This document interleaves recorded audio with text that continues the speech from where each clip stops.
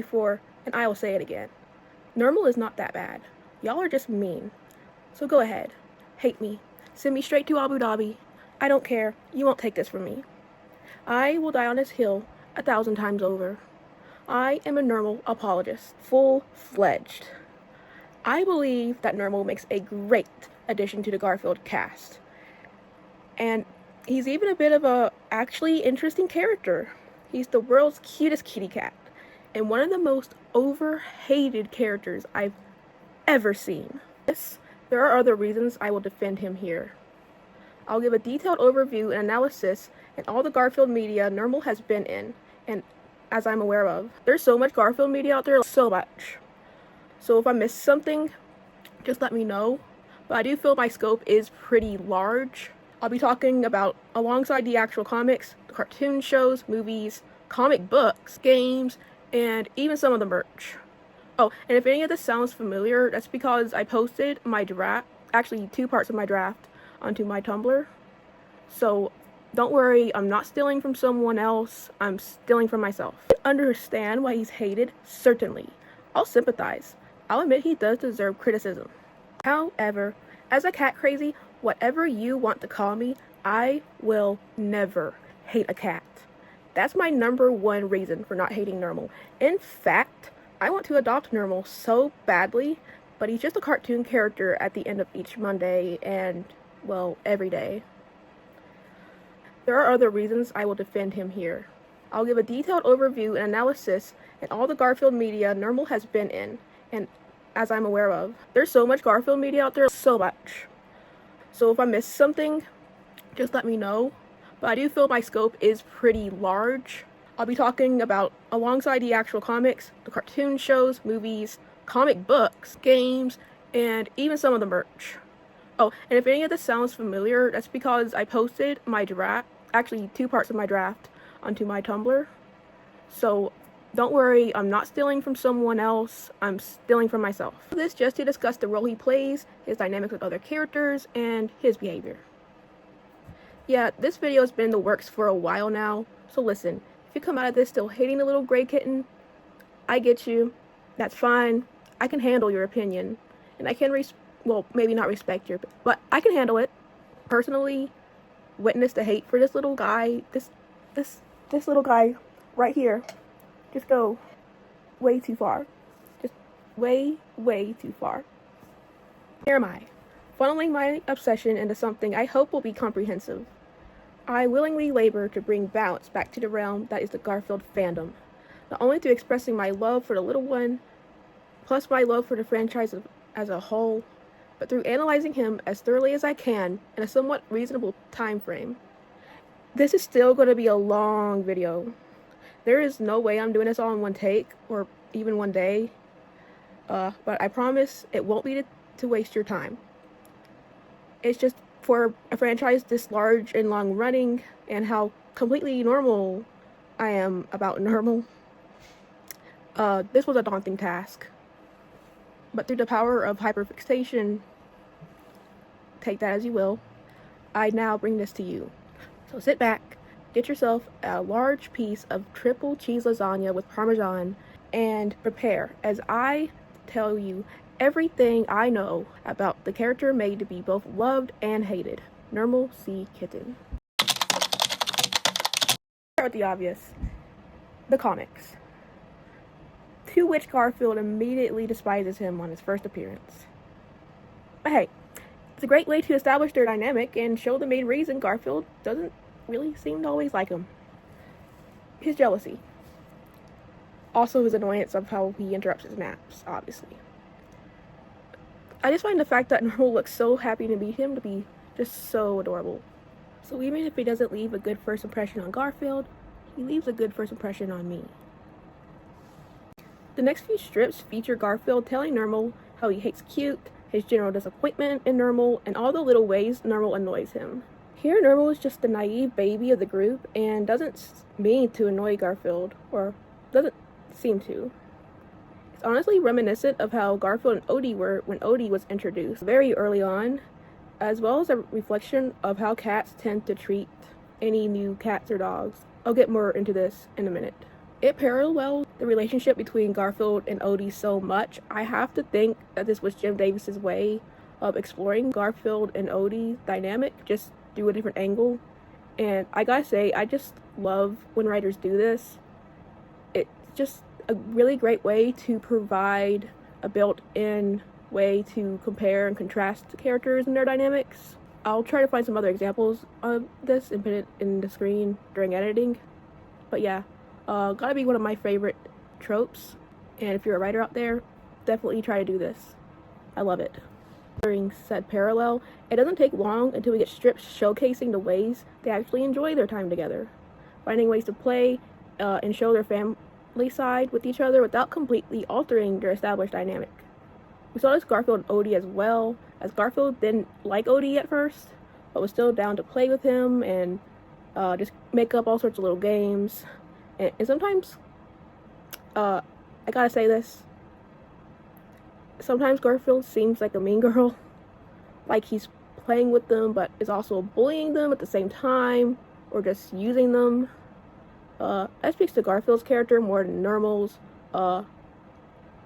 So let's instead note how well Nermal and Odie get along. Their friendship is so freaking adorable. I just don't hear anyone talk about them enough. Yeah, the Playtime comics are some of my favorite overall comics in Garfield.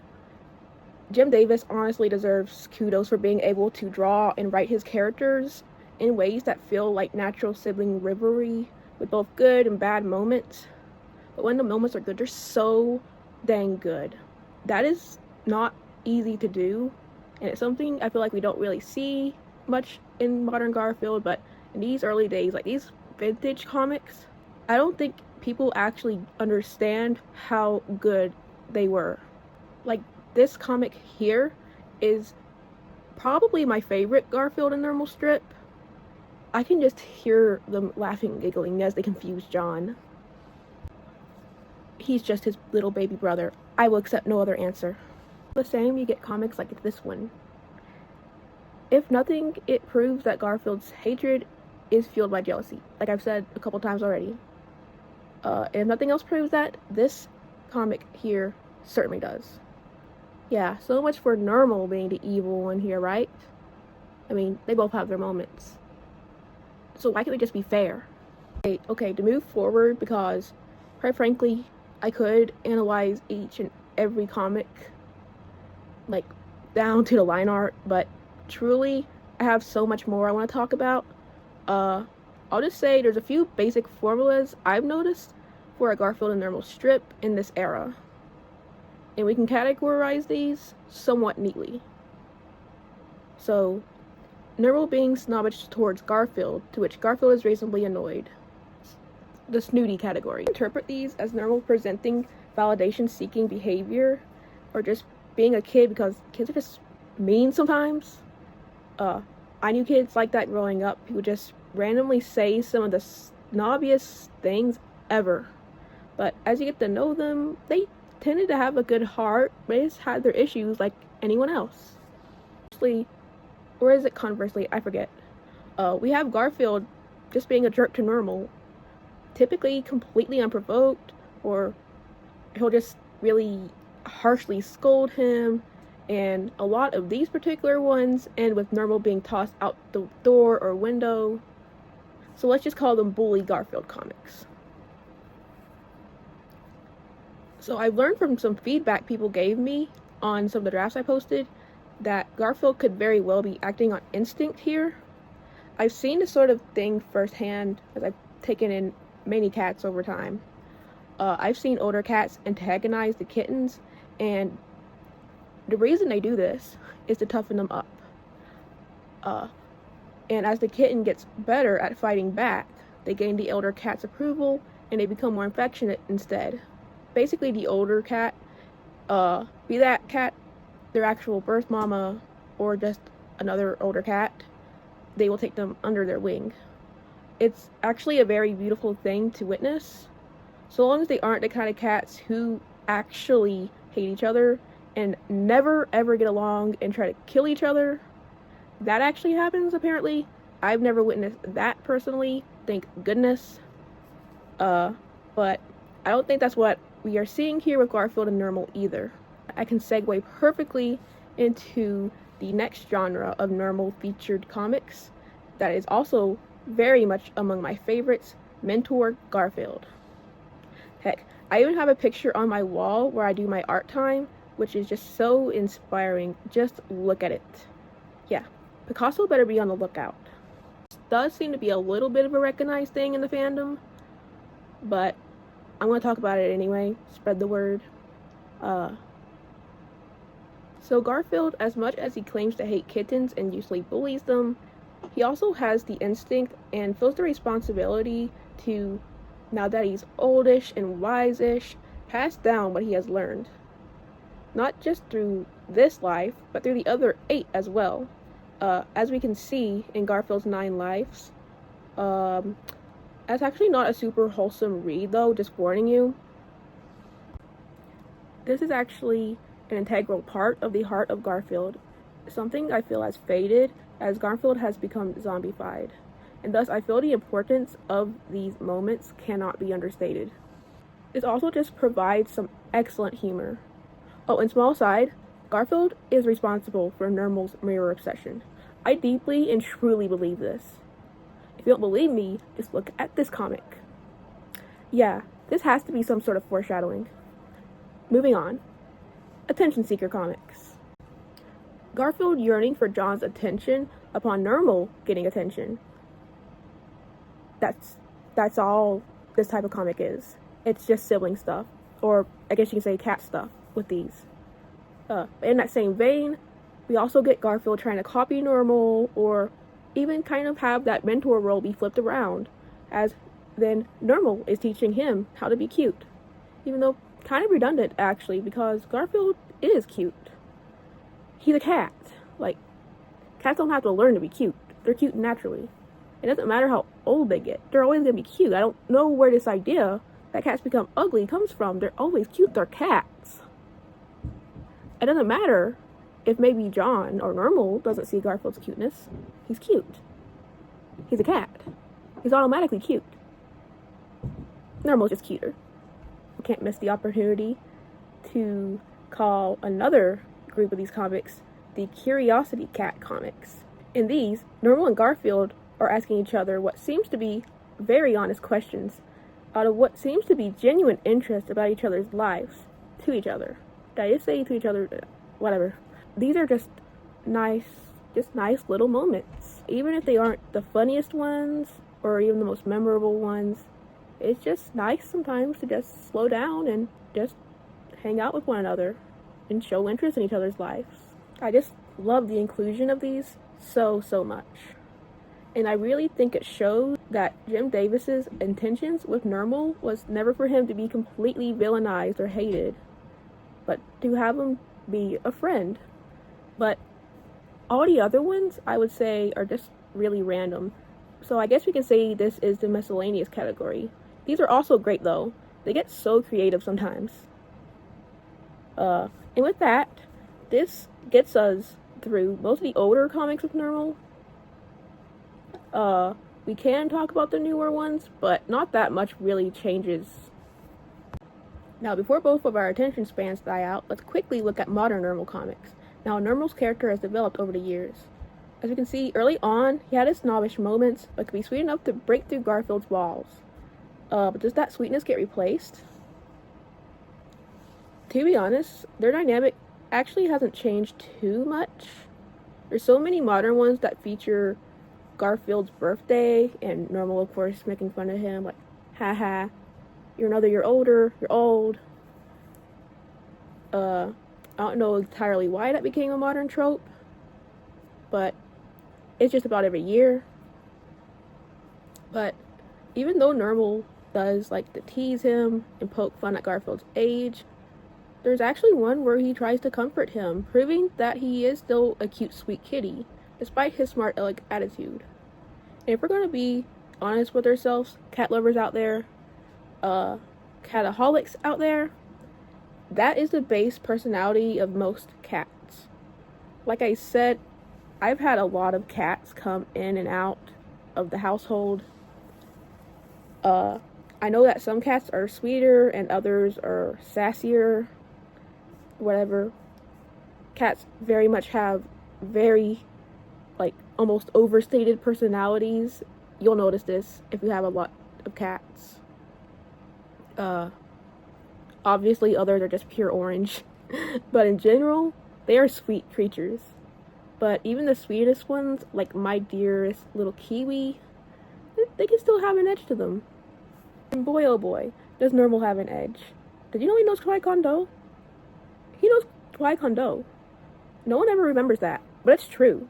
Don't underestimate him. Now let's take a different approach for a bit. Now that we've gotten to know Nermal a bit, I'm sure there's now some questions you guys are having. One of the biggest questions surrounds who Nermal's true owner is. It's actually a lot more confusing than it first seems. But in trying to work this out, I've discovered something that completely recontextualizes the character. Nermal doesn't have an owner per se, and let me explain that.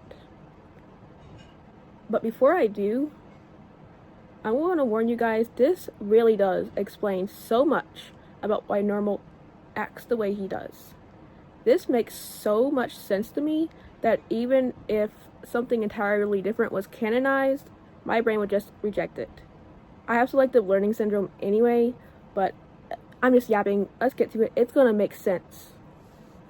Now, originally, Nermal was supposed to be the pet of John's parents, who occasionally dropped him off to visit, kind of like a cousin of sorts.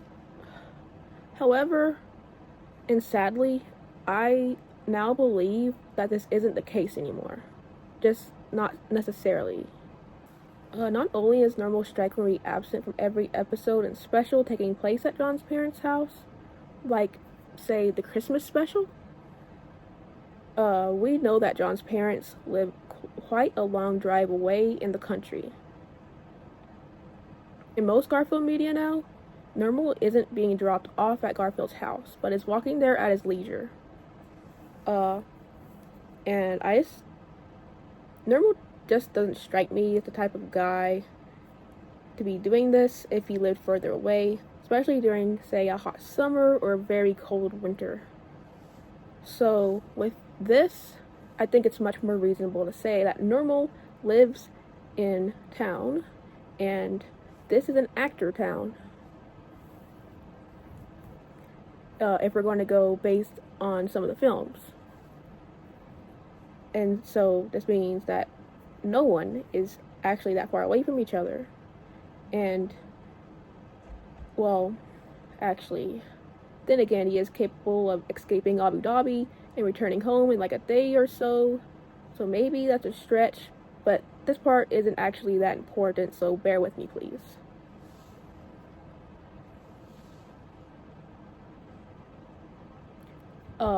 Let's just take this in conjunction with all this other evidence I'm presenting here. Because oddly enough, Nermal's owner isn't actually referred to as an owner, but as a master. Which isn't so bizarre, that's just a thing in the pet world. But it does sound way less personal and way more formal.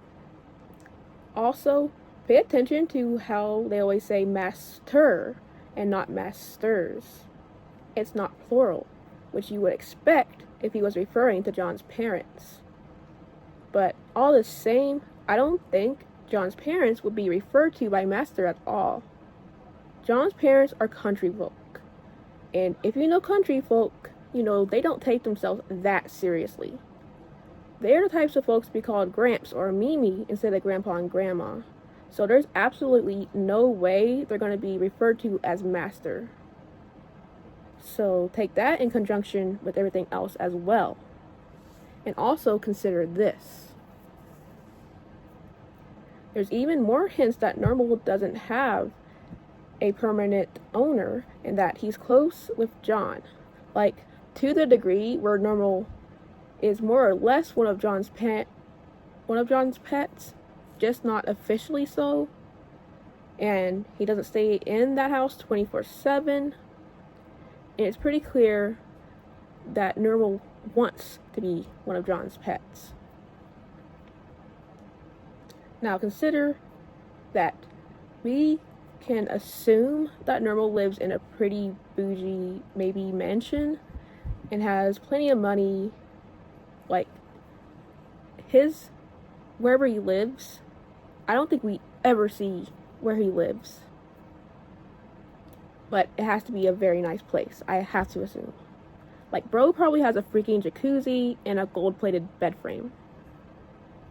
So you must wonder why he insists on visiting Garfield with his pizza box rand house as often as he can, as long as he can. Like, John's house isn't that bad, but let's face it, it's also not the nicest place. And yet, I believe that Nermal would live there 24/7 if he could, aside from his personal traveling. Dude has hobbies. But why? It's actually very simple, but it requires stepping back just a bit and doing a bit more deep analysis on Nermal. First point, being one of John's pets would make Nermal more like Garfield. Nermal and Garfield may seem like opposites, but looking more deeply, Nermal very much takes after Garfield. On some level, it's on purpose. There's a lot of references he makes to wanting to replace him, but I also think that he does so because he takes after Garfield. On some level, obviously, it's on purpose, and it's also a running theme that Nermal will one day replace Garfield or want to replace Garfield, but I also think a lot of it's subconscious. But either way, he does it for the attention. Case in point, he wants the type of love and affection Garfield receives from John. But because he doesn't have a close pet owner bond of his own, he wants the type of love and affection Garfield receives from John because he doesn't have a close pet owner bond of his own. However, being raised in the showbiz, he expresses this yearning in his desire to be rich and famous. He is already pretty rich and famous, but obviously not nearly as much as Garfield. And that's despite the fact that he does so much more to keep up his image and boost his popularity. And despite this, Garfield is the ultra beloved and super popular star despite being so lazy and gluttonous. Meanwhile, most of Nermal's screen time is just him being abused, sent to another part of the world when he doesn't want to go there. Thus, he definitely has some level of resentment towards Garfield, and can't deny that. Though at the end of each day, their rivalry is a friendly one. But with this, he not only has long stays at Garfield's house, so he can be taken care of by John and bug Garfield to play with him, but it's also despite Garfield, because he knows that Garfield would rather him be far away from him. Good one, Nermal. All this also explains, and this is aside from another explanation I'm going to get into in the next part, this explains the more conniving side of his character in the somewhat infamous Garfield show. I mean, if everyone's gonna hate you despite emulating Garfield, who everyone loves, you might as well stop playing so nice all the time. Though I also believe that side of him is from Garfield's influence, because Garfield himself has a more manipulative and mischievous side, especially when he was younger. But now let's bring it back to the big point of this part of the video. I believe that it's more likely that Nermal is owned by an agency. Probably most definitely the same agency that produces Garfield shows and comics in the universe. And he may not even actually have a stable home because of being moved around constantly. Either that or he lives in a bougie mansion. But he also might just be moved around all the time to fulfill the needs of the agency. So with such little control over his own life, he instead becomes obsessed with his own cuteness, because that's the one trait the agency and even strangers love him for. Also, he becomes obsessed with comics because he is a comic. And this actually gets even more sad when you consider that he did used to live with Garfield's parents. But at least in the context of this theory, they sold him off to said agency, kind of like a pageant kid. And let me say real quick, that whole industry is screwed up, like it's bad. Okay, yeah. Uh, the idea he's owned by an agency is really not that far-fetched, because as we know, most actors are owned by an agency, and well, Nermal is an actor. My headcanon is this. Nermal was a stray kitten abandoned by both his cat parents and was found by John's parents. However, they too abandoned him by selling him to the agency, who exploits him for his cuteness. So basically, Nermal has abandonment trauma times 2. This trauma runs so deep that it's left him feeling empty inside emotionally and seeking the love he doesn't get or was revoked of. Like, especially when you consider how much John's grandma loves cats, like, God, that would have to sting to be abandoned by someone that loves cats so much as a cat. So his constant obsession with validation seeking and his obsession with his looks starts to seem less outwardly vain and narcissistic and more like obsessive compulsive.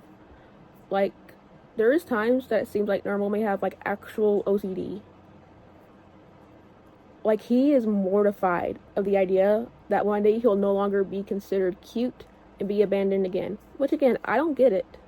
Cats growing old doesn't make them not cute. What is wrong with y'all? Anyway, do y'all see now why I'm a Nermal apologist? I really don't get how anyone can hate on a character with so much angst potential. That out of the way, let's get back to the original format of this video.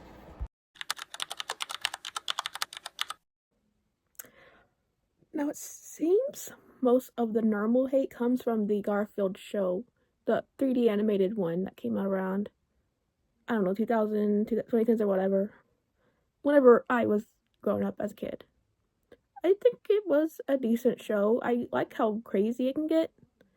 I obviously don't like it as much as Garfield and Friends. That's just me. That's just my taste. But there's still some nice episodes we can talk about. Let's just be upfront about this. I do feel like Nermal's character gets at least a little bit botched here. First, I'm going to put my hypothesis for as to why I believe Nermal is written this way in the Garfield show. No, I'm not in the mind of the writers, so this is just speculation and I could just be wrong.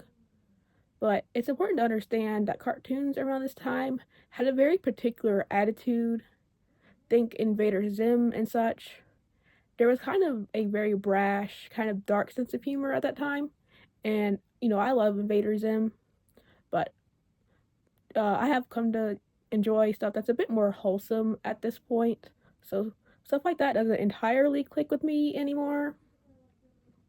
But think about how this time as a whole kind of was in regards to its humor and the types of archetypes they had within their characters.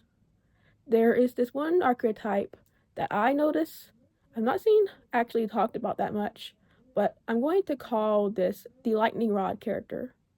And that's because they exist in order to take any hatred that can be thrown towards the main character.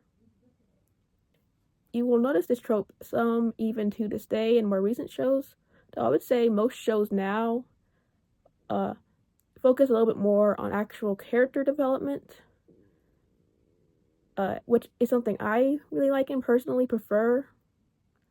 But other examples would be obviously Vicky from the Fairly Odd Parents and Angelica from Rugrats.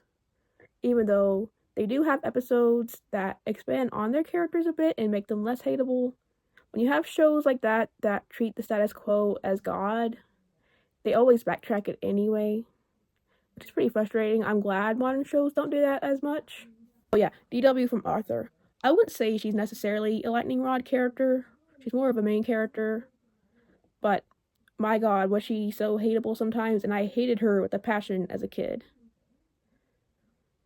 But I don't hate her anymore, and that's getting off topic, so let's just say we understand the concept now.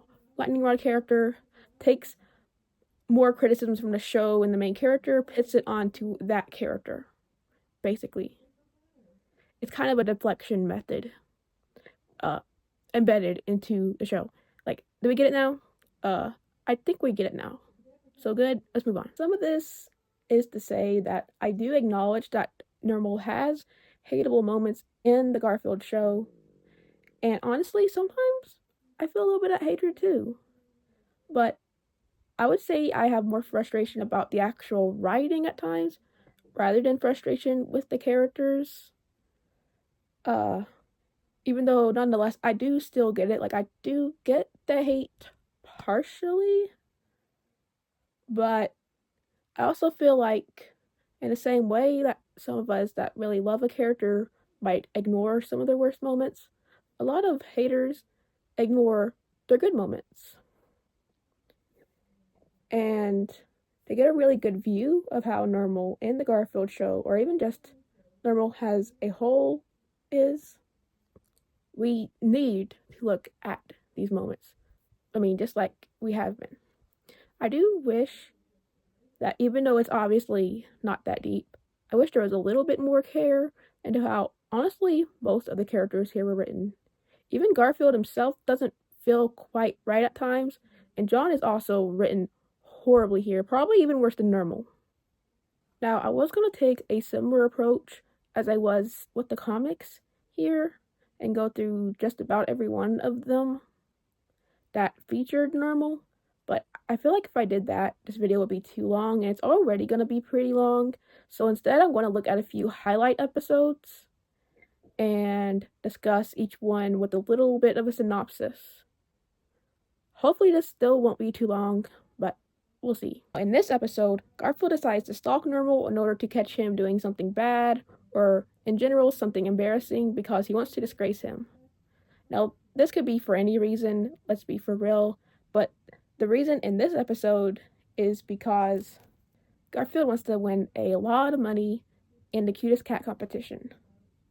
Of course, Nermal being the cutest kitty cat in the world, if not at least one of the cutest, is obviously some really stiff competition here. So Garfield basically wants to ruin his chances of winning. However, we find that Garfield isn't really able to defame Nermal so easily. As Nermal goes about his day, he seems to be quite the good Samaritan, even if it is just for show, and he's still doing some constant validation seeking that gets on people's nerves. He never does anything that bad or embarrassing. But, honestly, doing good things is still doing good things, so honestly, good job, Nermal. So, in order to actually catch Nermal doing something he can defame him with, he invades his personal space, in which he finds Nermal doing just the worst thing ever. I can't believe I was ever a Nermal fan. For shame. He catches Nermal wearing a zebra costume. Okay, yeah, I mean, that's it. I guess that's just the worst and most embarrassing thing the writers could think of. There's some implications here, and it gets kind of confusing. I mean, this the entire way it's portrayed almost seems to imply that Nermal was supposed to be some type of furry, but he's already a cat. So how would that work? Would that be considered a taboo thing, like, with animals? Listen, I'm not hating. This is just, I don't understand this. I mean, just look at the folks in this town. Wearing a zebra costume is not the most embarrassing thing here. Okay. But, okay, I guess I just have to accept that I guess this is the worst and most embarrassing thing you can do in this godforsaken town. And Garfield airing this gets Nermal terribly made fun of. Good God, the townsfolk in this show are worse than the ones in SpongeBob. Like, they are just the worst. They genuinely grind my gears. Do I even need to expand on that point? Like, come on. It does end up being in Nermal's favor that the nincompoops of this town have a worse short-term memory than Dory. Like, they don't even seem to care for that long that, God forbid, Nermal has a hobby. So, who actually ends up winning the cutest cat competition is one of Nermal's cousins. Or I think his cousin might be sibling, actually. Pretty sure it's cousin. But yeah, the little cat that ends up winning the competition is Nermal's cousin, the probably crankiest cat in the world. And well, that ends up being that. After both of them losing, Garfield decides to apologize to Nermal. You actually need to note this. And even reveals that he's interested in having his own zebra suit. Altruistically, Nermal immediately divulges all of the details about getting a zebra suit, all the secrets. As we learn, having a zebra costume, suit, whatever hobby, is no simple task. And again, I can't help but think this is meant to parallel being a furry, because I don't really know all that much about being a furry. I do know that fur suits are really expensive, and there's certain people you need to contact in order to get them, and there's all sorts of like little nuances and details in the whole process. And it is like a whole hassle to get them custom made. And because there's only so many people in the world that make furry costumes, they all kind of end up looking the same, which I have to assume would be the same for zebra suits here, because there also doesn't seem to be very many people in this world that will make a zebra costume. So, I don't know. It makes me think someone working on the show was quite, let's just call him cultured. Yeah. Moving on before I accidentally say the wrong thing here. So that's the end of that episode anyway. It's my final thoughts on this one. Not really the most outstanding in terms of plot. I mean, we've seen this type of plot a million times before. Nothing new and original. And Garfield's talking Nermal is just a tad creepy. But overall, I do really like the ending. It ended up getting super wholesome. And it does establish that, nonetheless, Nermal is a friend at heart. And these two get to have a shared hobby, which is really cool, even though I don't think it ever comes up again. But it's just nice. And sometimes that's all things need to be. It's just nice. I want to believe this is a They Might Be Giants reference, but I'm not going to accept anything otherwise anyway, so. Now, in this episode, we get to see the cute bluebirds that Garfield had nurtured return with great gratitude.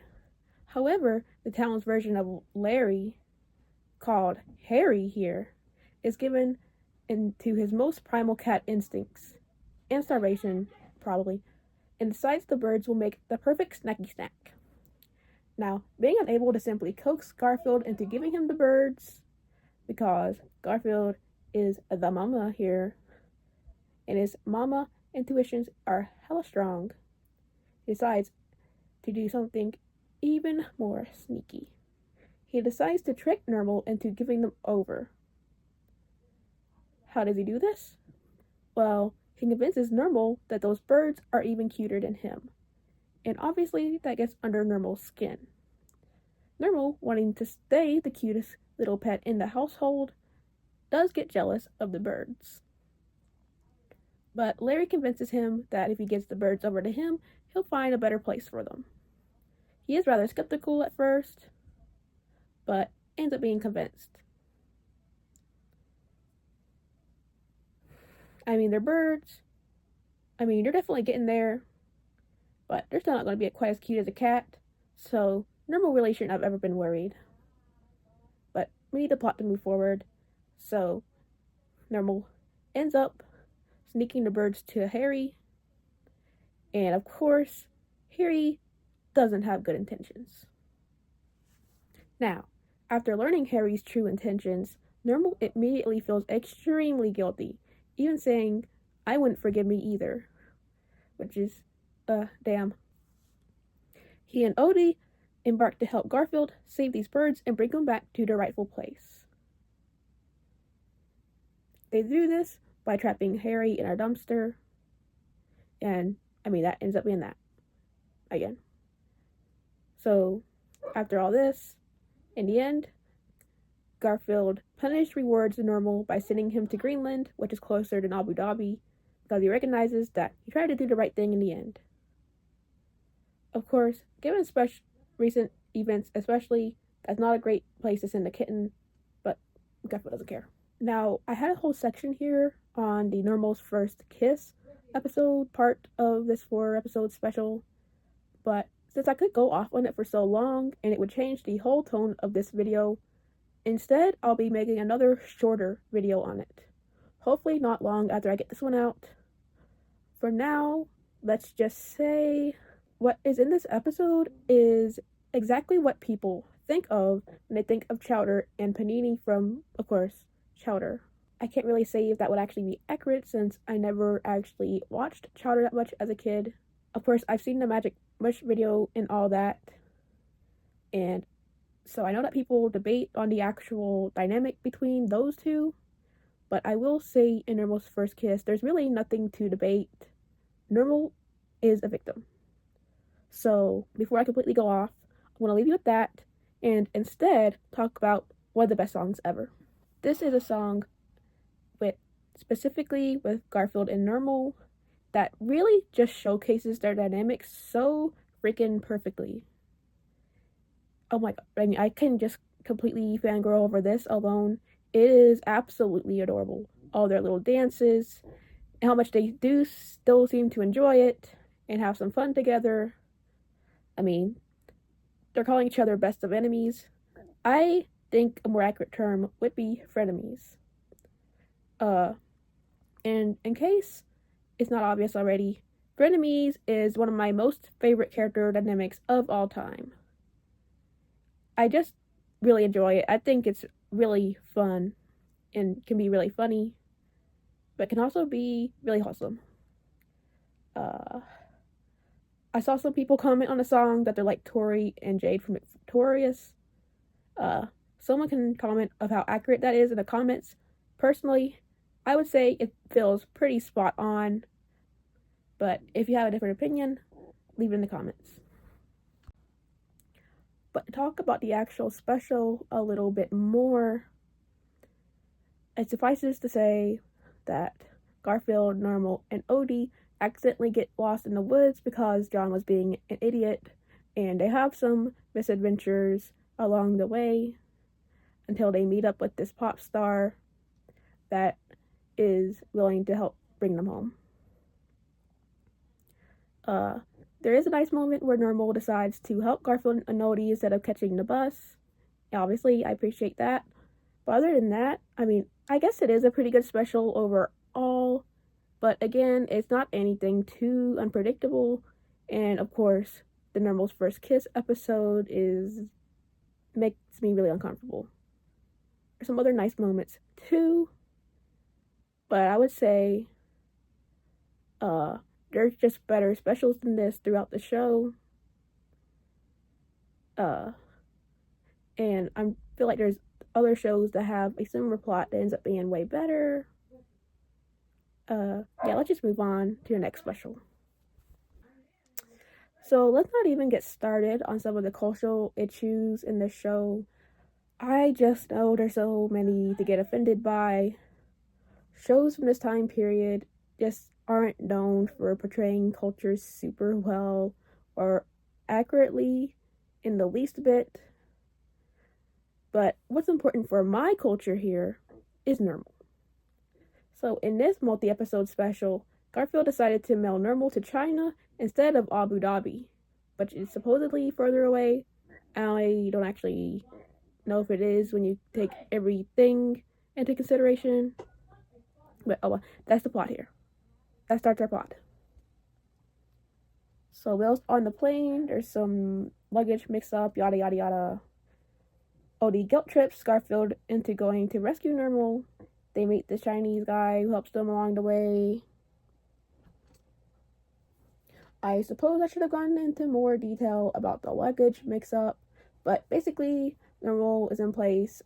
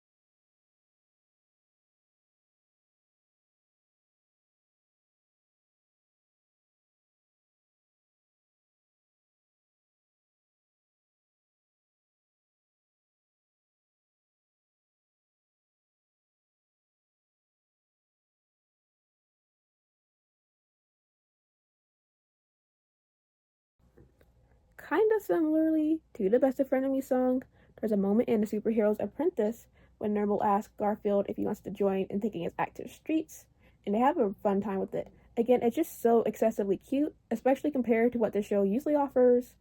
I mean, it's like they didn't have to include this moment. This was done specifically to highlight their friendship and to just be extremely super cute.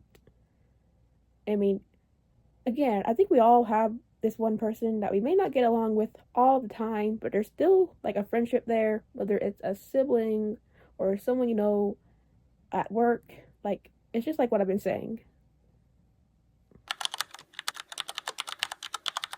Listen, no hate towards the voice actors or actresses here. I should say that up front because I know how the internet can be. Here's what I'll say. I just feel like Nermal has never had a voice actor that truly reflects him. The closest was the voice actress for Garfield and Friends, and I forgot to look up her name beforehand, so I'm going to insert it right here. But even in Garfield and Friends, the voice direction isn't entirely the best, and is a big part of the reason why a lot of people cannot comprehend that Nermal is a boy. You can say perhaps a femboy, but that doesn't really have the best connotations, so maybe we shouldn't say that. But nonetheless, Nermal is a boy, and I'm going to make a little bit more sense as we get into the gender debate part of the video. But for now, let's just talk about the voice acting. Now, Nermal's current actor for quite some time, and he seems like he's going to be the voice actor for Nermal for a while, is Jason Marsden. He's played Nermal in the Garfield show, a lot of the extra media, movies. He's really solidified his place as being Nermal's voice actor for the past, I don't even know how long. It's been quite a while now. He doesn't do a bad job at all things considered, but again, the problem is the voice direction.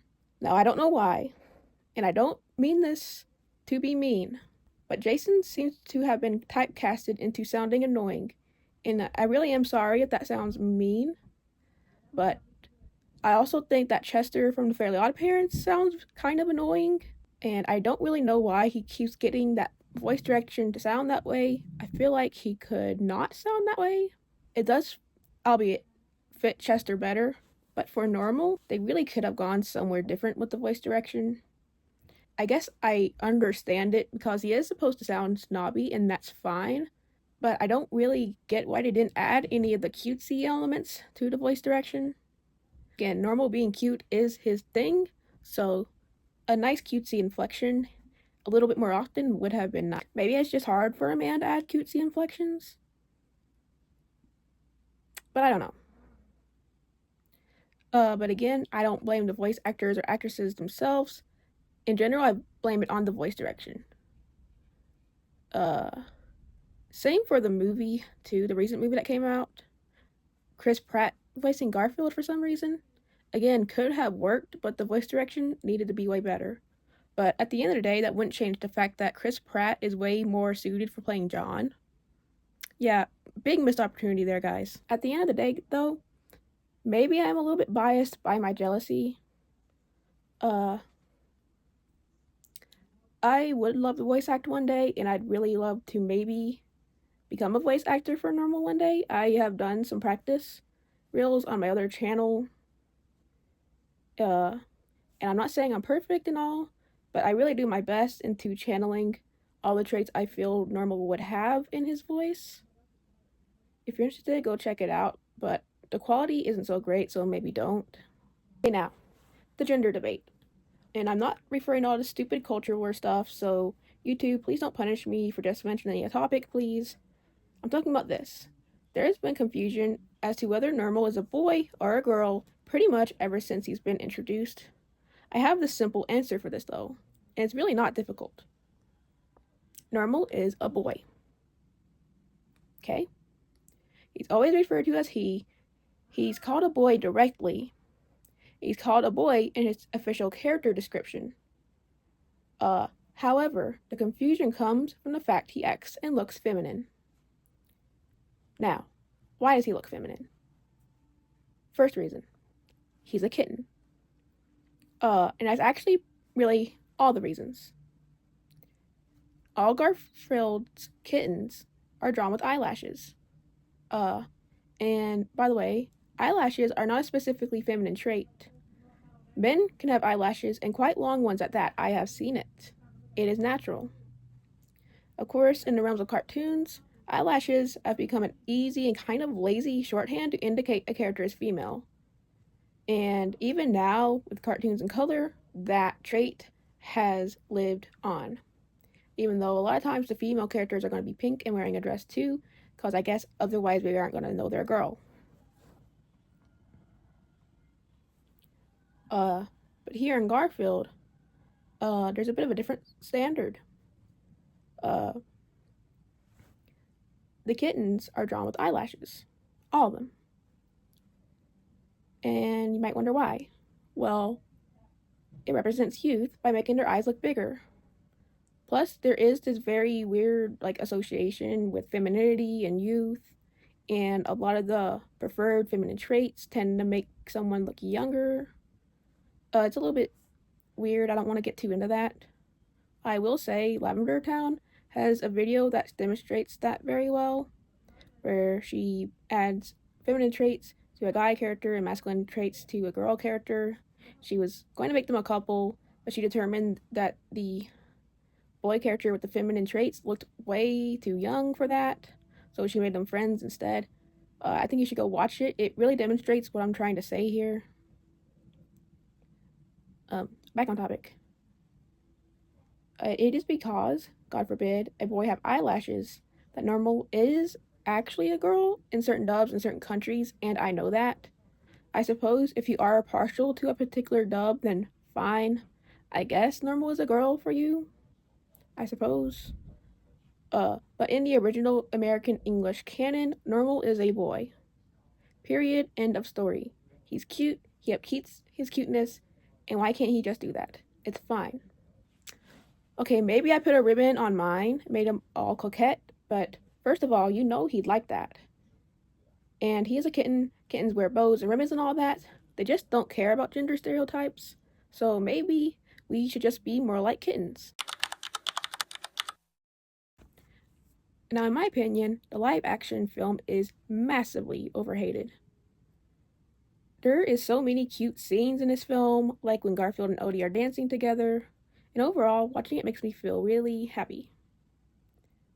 However, Nermal is very different in this movie, to the point where he's almost unrecognizable. To start, he's a completely different cat breed. Instead of a gray short hair, he's some other type of cat, completely different kind of cat. He also seems like he's more around the same age as Garfield. And the friendship's completely casual. There's not really that much of a rivalry, maybe a little bit. But there's absolutely no mention of Abu Dhabi. But I actually do find it nice. It's just a nice interpretation, I guess. Now, Nermal plays much more of a role in the old trio of animated films, Score. Now, to me, these films are diamonds in the rough.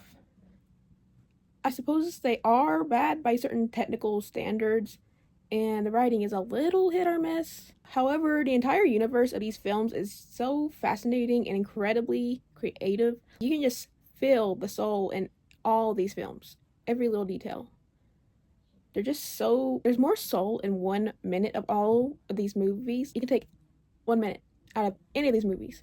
It has more soul than the most recent Garfield movie. I will be addressing this movie in its own right as a whole down in the future.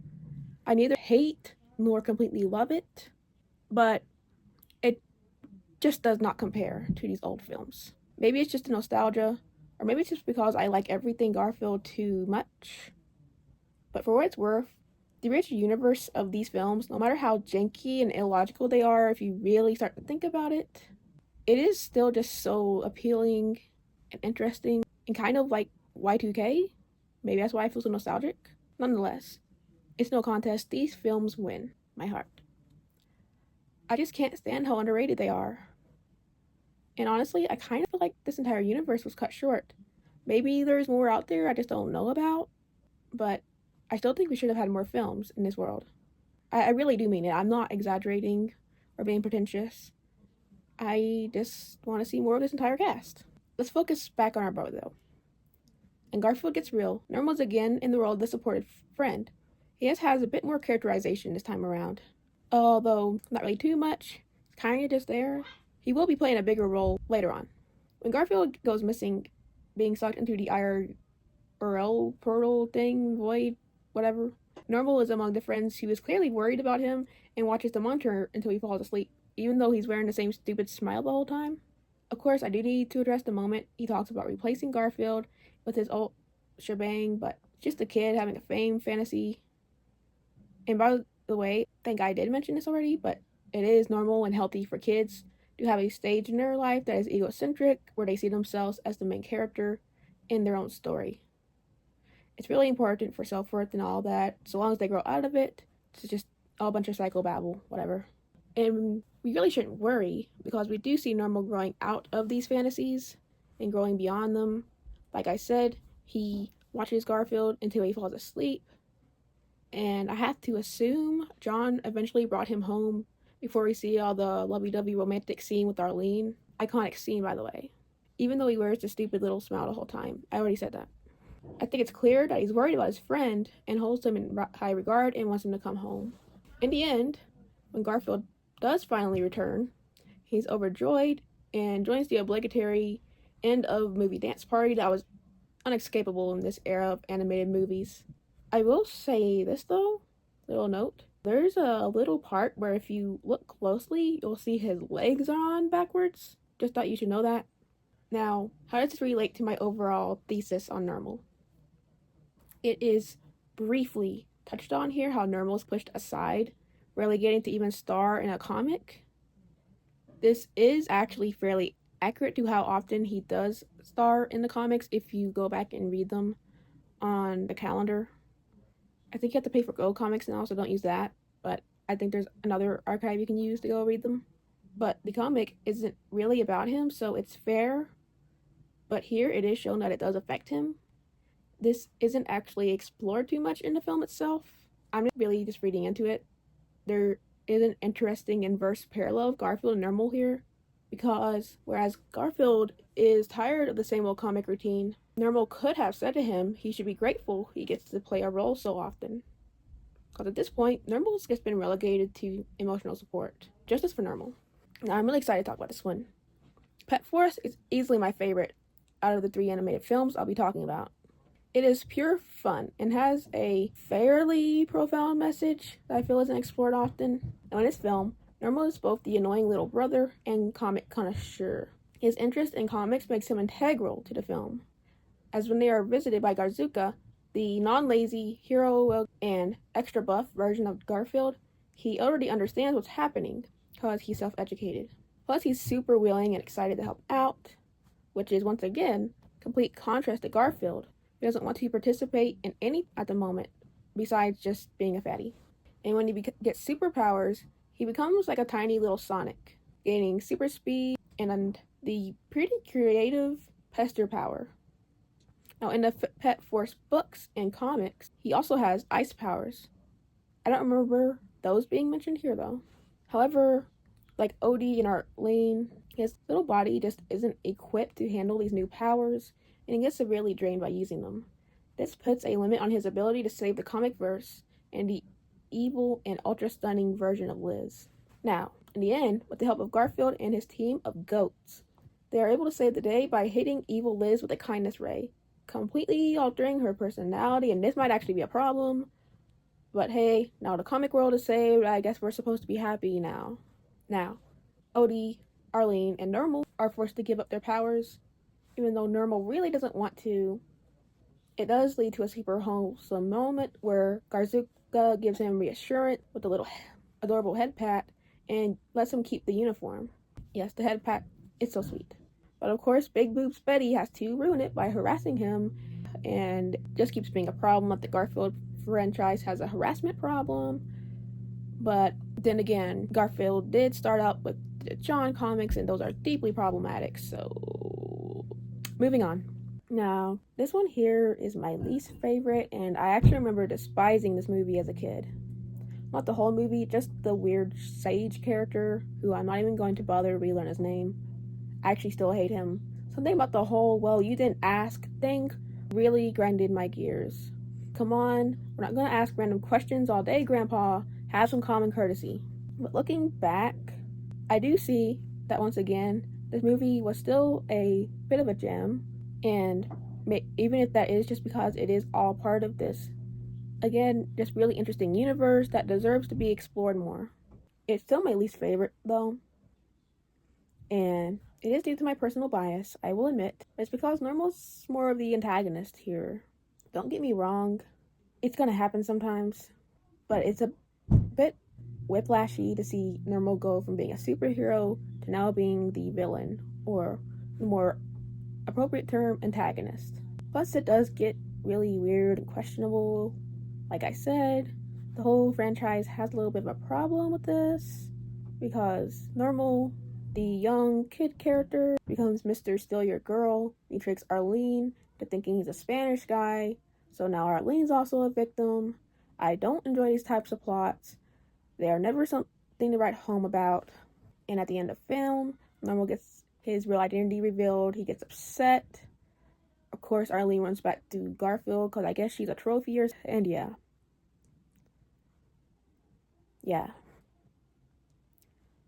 Someone did write a nice fic from Nermal's perspective, which I do quite enjoy for all it's worth. They seem to really understand Nermal's reasoning very well and give him sympathy, and it's completely on par with my own interpretation of Nermal. They even give Nermal a scene where he apologizes for everything, and that's something the film desperately needed. A little redemption arc would have just done so much. Of course, I'm biased in that regard, or maybe I'm not, because I think it would have rounded the plot out nicely, and I do know a little something about writing, so maybe y'all should listen to me. Extraneous media is always so fun and interesting. It may seem useless, but I was actually looking forward to this section of the video the most. There's something so fascinating with the directions extraneous media to a franchise can go.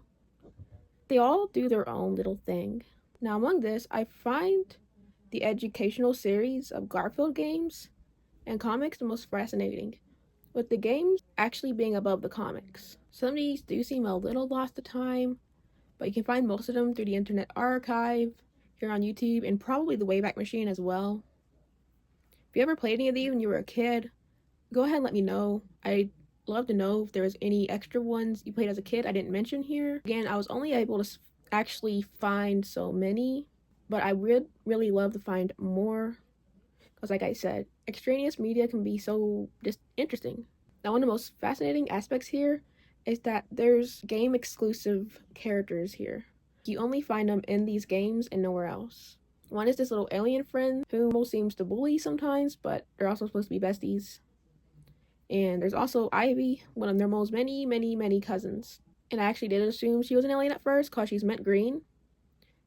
It's a very pretty color, but I don't really understand why they made her that color, considering there's aliens here and natural things to assume she's an alien, but apparently she's not. I don't know, it's a little confusing. However, she serves a sisterly role to Nermal. Even though, again, they're canonically cousins, they act more like siblings here. And in lieu of that, no humans are present in this world. So instead of what I feel is usually the big brother role Garfield plays, he, along with Arlene, are more parental here. So they're more mother and father, but I am loving to see it. Now, in this parental role, Garfield and Arlene help the kids, mostly Nermal, work through various problems, like a complete and utter lack of cyber common sense, to anything else like keeping them from being groomed, ADHD issues, OCD issues, how to discern predatory advertising, and just all sorts of different things kids need to learn. And in doing this, Arlene nags Garfield into doing something, but Garfield pretends to be blasé, and he sneaks off to go get food.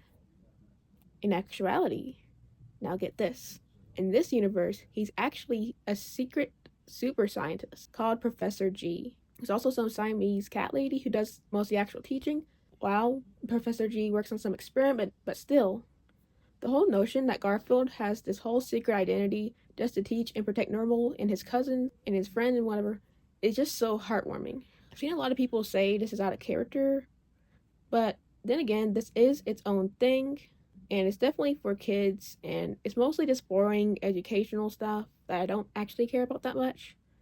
But I think the entire premise is ripe with potential. Imagine if Professor G revealed his secret identity in the final episode of all of this.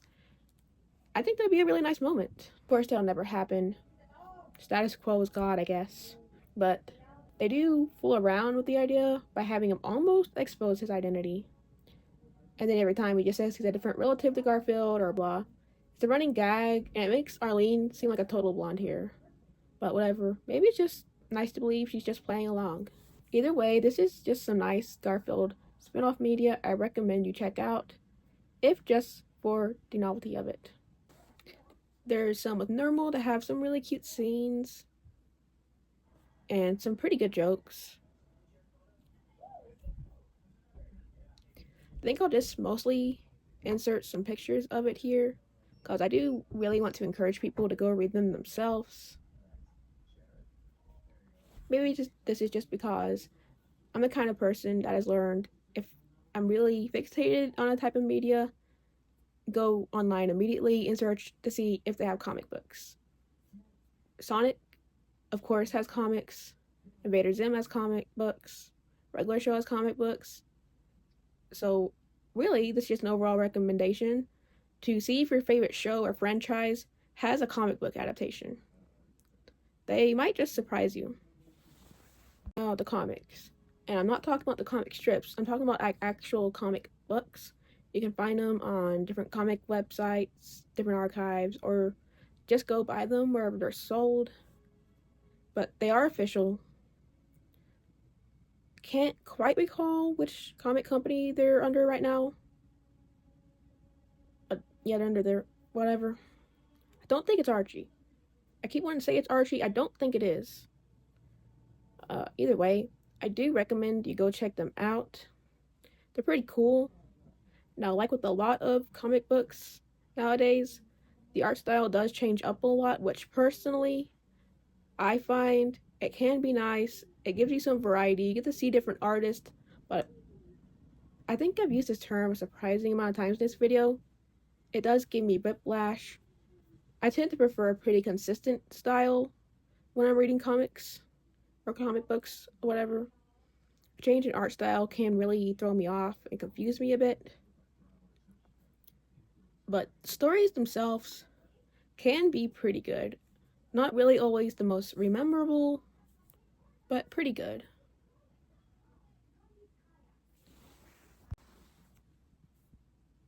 Merch. I got my Garfield merch too, yes, of course. You can see some of it up here. But in the same vein of other Garfield collectors who mostly collect a bunch of Garfields, of course, I have decided to more specifically begin collecting Nermal merch.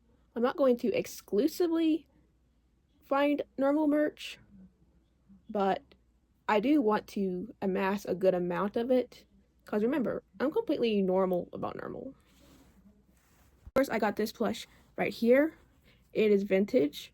My aunt got it for me for Christmas a couple years back off of a secondhand website. I customized him with a pink ribbon and this little necklace right here, which I find super cute, really super fitting. And yeah, he's very precious, really nice. He's got good alignment. Sometimes the plushies can look a little off, but he looks very perfect, very on model. And he can stand like this. But bad example. There you go.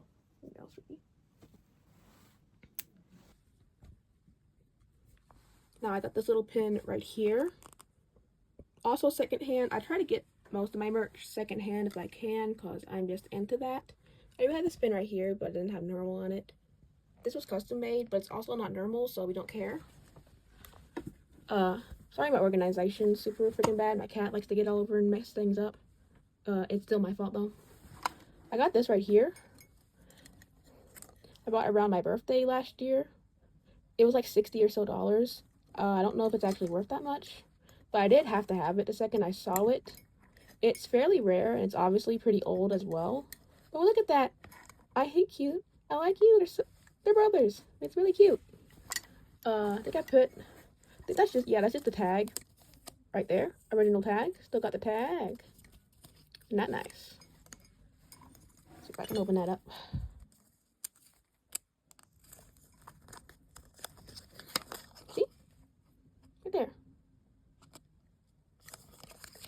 And of course I put another ribbon here on Nermal, because I think he should always be wearing a ribbon. And this was supposed to make him look extra Christmassy, because I put it on him when we got closer to Christmas time. Now over here, I got this Christmas Garfield, and I wanted to try to get Nermal to stay up. This little ceramic figurine here, as you can see, has the original sticker. I also put a ribbon on him, because you know, that's always what I'm going to do. And I wanted to keep him up in his little bowl right here, but he keeps falling off, so I really shouldn't have risked damaging it with tape. But they just sit right here, this little embroidery hoop that got all sparkly zone on it, even though I need to finish it at some point. But there we go. They're fucking perfect. Over here on this side, I have a bunch of the lead mugs. I have 4 of them so far, which I thought was all of them, but apparently it's freaking not, and now I'm disappointed. But of course, I got Nermal on this one, and it's a seesaw, and the joke is Garfield is fat. I would stack them, but then my cat will knock them over and break them, and he will do that specifically to spite me, so I can't do that. But as you can see, got this one here, and here, and I think Nermal might be, no he's not, but that must have went the hammock. But yeah, I do eventually need to collect all of them when I can get some more space for it. Now as you can see, that is not a Nermal, but that is a baby Garfield. And you'll see later on, I'm also quite obsessed with baby Garfield, but for a very, very different reason. I will show you the reason. And yes, my goal is to be able to one day fill a giant shelf with Nermal merch, just like a lot of people do with Garfield. Nermals are a little bit more rare though, so we'll just have to see.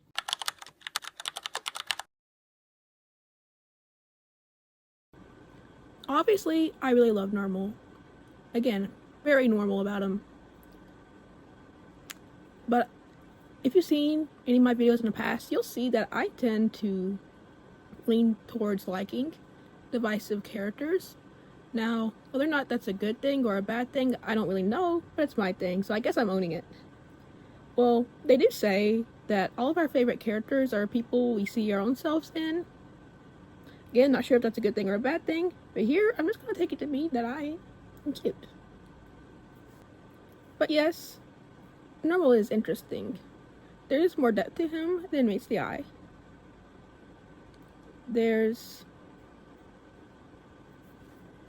Nermal is a character that craves love, regardless of where he'll get it.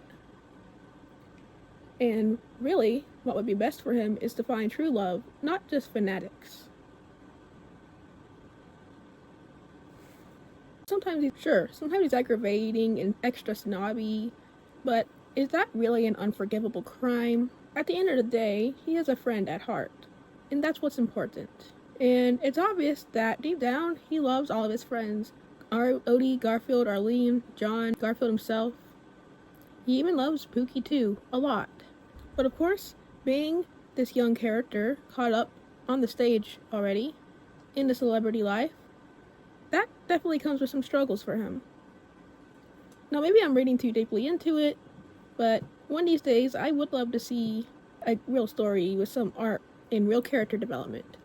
Might just be a pipe dream, but at the very least, maybe we'll get some more good fanfics or fan art because of this video. So now, with all that having been said, I can place him up here, right up on the top, and make sure he stays there forever, where he belongs. And let me show you my real favorite cats, the world's cutest kitty cats. And baby Garfield. Hey. Hi, Kiwi. Love you. As I think I've already said, this is my first time making a video quite like this, so it was a little nerve-wracking, but if you did like it, leave a like, and check out the rest of my channel and decide whether you want to subscribe or not. And This has been Celestial Art Time. Hopefully I'll bring you some actual art in the future. And until next time, whenever that may be, this has been Celestial Art Time, and bye-bye.